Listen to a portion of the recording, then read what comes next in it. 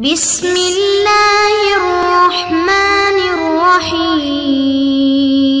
السلام علیکم معزز طلباء کرام، آپ سب کیسے ہیں؟ آج ہم تفسیر بیضاوی کے سبق نمبر 189 کو پڑھیں گے۔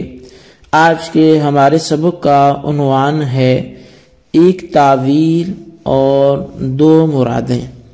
آج کے ہمارے سبق کی عبارت اب تقدیر یمدہم استصلاحا سے شروع ہوتی ہے۔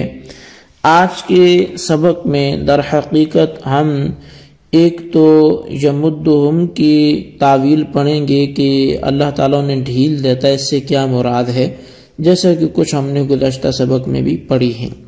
اور دوسرے نمبر پہ ہم جو فی طغیانہم میں لفظ طغیان ہے تو اس کی حوالے سے پڑھیں گے کہ یہ اعراب کے اعتبار سے کس طرح پڑھا جا سکتا ہے اور معنی اس کا کیا آتا ہے۔ اور تیسرے نمبر پہ ہم آج کے سبق میں جو یعمہون ہے تو یعمہون کی تحقیق کریں گے کہ عمیون کا کیا مطلب ہے، اور اگر یہ صفت مشبہ سے آئے تو پھر اس کا معنی مفہوم کیا ہوگا۔ اس کے استشہاد پر ایک شعر بھی ہم پیش کریں گے۔ تو یہ آج کے سبق میں جو ہم نے پڑھنا ہے، میں نے کچھ اس کا ابتداً خلاصہ پیش کیا۔ آئیے سب سے پہلے آج کے سبق کی ہم عبارت پڑھتے ہیں، عبارت پڑھ کے اس کا ترجمہ کریں گے اور اس کے بعد پھر جو وضاحت ہے اس کی جانب بڑھتے ہیں۔ تو مصنف علیہ رحمہ لکھتے ہیں او التقدیر یمدہم استصلاحا وَهُمْ مَعَ ذَلِكَ يَعْمَهُونَ فِي طُغْيَانِهِمْ، یا پھر تقدیری عبارت یوں ہوگی وَيَمُدُّهُمْ فِي طُغْيَانِهِمْ يَعْمَهُونَ کی کہ اللہ تعالی ان کو اصلاح کے اسباب مہیا فرماتا ہے اور ان کی مدد فرماتا ہے دلائل و نقلیہ و عقلیہ کے ساتھ، لیکن وہ باوجود اس کے اپنی سرکشی میں اور گمراہی میں بھٹک رہے ہیں۔ اور طغیان والطغیان بالضم والکسر کلقیان ولقیان، اور طغیان یہ ضمہ کے ساتھ بھی پڑھا جاتا ہے اور طغیان کسرہ کے ساتھ بھی پڑھا جاتا ہے، جیسا کہ لقیان اور لقیان یہ بھی ضمہ اور کسرہ کے ساتھ پڑھا جا رہا ہے۔ تجاوز الحد فی العتو والغلو فی الکفر، اس کا مطلب یہ ہے کہ سرکشی میں، ہٹ دھرمی میں حد سے تجاوز کرنا اور کفر میں غلو کرنا۔ غلو بھی مبالغے کو ہی بولتے ہیں، زیادتی کو بولتے ہیں۔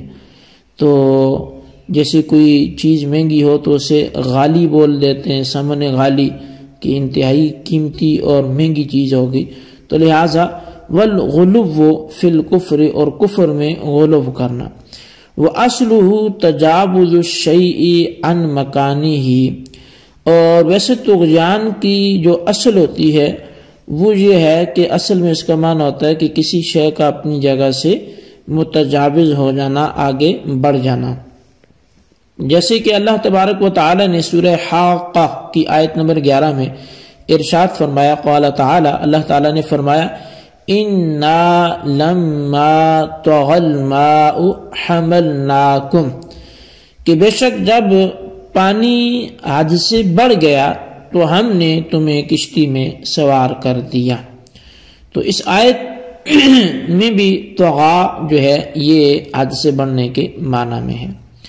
وَالْعَمَهُ فِي الْبَصِيرَةِ كَالْعَمَى فِي الْبَصْرِ، اور بصیرت میں عمہ جو ہے یہ بصر میں اندھے کی طرح ہے۔ وَهُوَ التَّحَيُّرُ فِي الْأَمْرِ، اور یہ کسی معاملے میں حیران ہو جانا، پریشان ہو جانا، اس معنی میں استعمال ہوتا ہے۔ یقال رجل عامہ وعمہ وارض عمہاء لا منار بہا، کہا جاتا ہے کہ رجل عامہ پریشان آدمی، وعمہ یہ بھی اسی طرح ہے، اور وارض عمہاء اسی طرح وہ زمین کے لا منار بہا کہ جس کی کوئی علامت و پہچان نہ ہو۔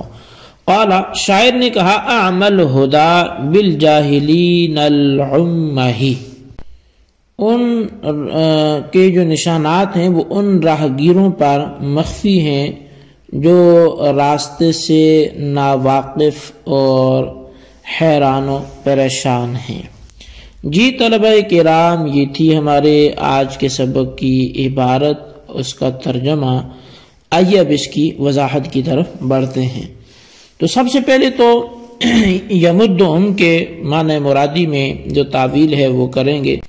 یہ طویل بعض لوگوں نے پیش کی کہ یا تو پھر تقدیری عبارت یہ ہونی چاہیے کہ یمدہم استصلاحاً، یعنی ہم چونکہ یہ گزشتہ سبق میں ہم نے سمجھا کہ فعل قبیح کی نسبت یا اصلح للعباد واجب ہے، یہ معتزلہ کا نظریہ ہے۔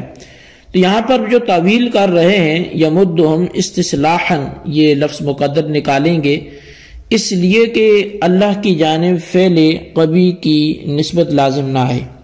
تو اب مطلب یہ ہوگا کہ اللہ تبارک و تعالی انہیں ڈھیل دے رہا ہے استصلاحاً، تاکہ اب وہ درست راہ کی جانب غور کر کے چل سکیں، وہ دلائل عقلیہ میں غور کریں، دلائل نقلیہ میں غور کریں، لیکن باوجود اس کے وہ اپنی سرکشی میں بھٹک رہے ہیں۔ اچھا، تعویل کرنے سے تو انہوں نے کر دی، لیکن اس پر کتنا بڑا اعتراض لازم آتا ہے اس جانب توجہ نہیں کی۔ اب جب اللہ تبارک و تعالیٰ ارادہ فرما رہا ہے کہ ان کی اصلاح ہو، لیکن وہ باوجود اس کے اپنی سرکشی میں بھٹک رہے ہیں، یہ اس کا لب لباب نکلا تعویل کا۔ حالانکہ یہ اللہ کی شان کے انتہائی خلاف ہے کہ اللہ کسی کام کا ارادہ کرے اور وہ اس مطابق نہ ہو اور بندہ اس کے خلاف کر لے، یہ تو پھر بندے کی قدرت رب کی قدرت سے بڑھ جائے گی۔ تو لہٰذا العیاذ باللہ یہ بات بھی درست نہیں ہے۔ اس کے بعد لفظ طغیان پہ مصنف علیہ رحمہ نے کلام کیا کہ طغیان یہ طوا کی ضمہ اور کسرہ دونوں کے ساتھ پڑھا جاتا ہے۔ طغیان بھی پڑھ سکتے ہیں اور طغیان بھی پڑھ سکتے ہیں، اور اس پر انہوں نے مثال کے طور پر لقیان اور لقیان کو دیا کہ وہ بھی اسی لفظ کی طرح فا کلمہ کے ضمہ اور کسرہ دونوں کے ساتھ پڑھا جا سکتا ہے۔ لیکن ان کا طغیان کا مطلب کیا ہے؟ تو کہتے ہیں کسی چیز کا حد سے تجاوز کر جانا، اپنے جگہ سے متجاوز ہو جانا، آگے بڑھ جانا، اس کا اصل معنی یہی ہے۔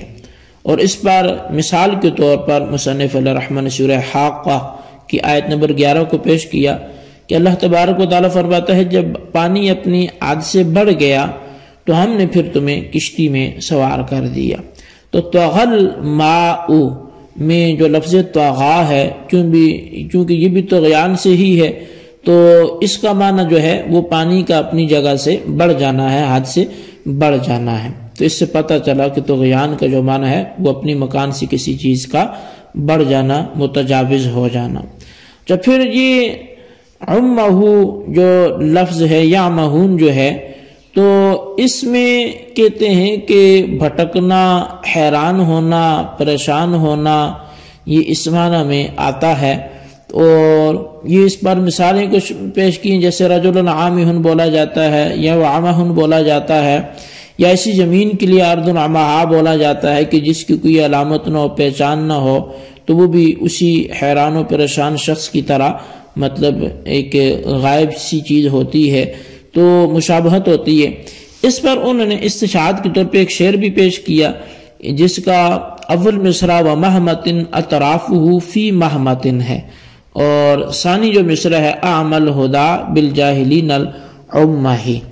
تو اب خیر یہاں پر جو بات ہے وہ یہ ہے کہ جو دوسرے مصرع میں لفظ عمہ ہے، تو یہ بھی اسی حیران و پریشان اور بھٹکنے کے معنی میں شاعر نے استعمال کیا ہے کہ جو ان کی علامات سے، ان کے رستوں سے واقف نہیں ہیں، تو وہ پھر عمہ ہے، یعنی وہ حیران ہیں، وہ پریشان ہیں، اور وہ اپنی اسی جہالت میں بھٹک رہے ہیں، انہیں کی راہ نہیں سوچتی۔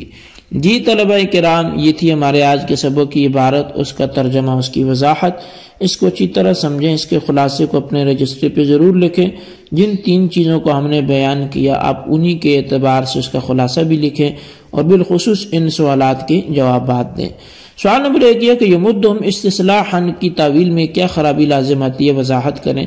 اور سوال نمبر 2 یہ ہے کہ طغیان اور طغیان پڑھنے پر آپ کوئی مثال پیش کریں۔ اللہ تبارک و تعالیٰ سے دعا ہے جو کچھ ہم نے پڑھا سنوں سے یاد رکھنے کی توفیق نصیب فرمائے، آمین بجاہ نبی الامین صلی اللہ علیہ وسلم۔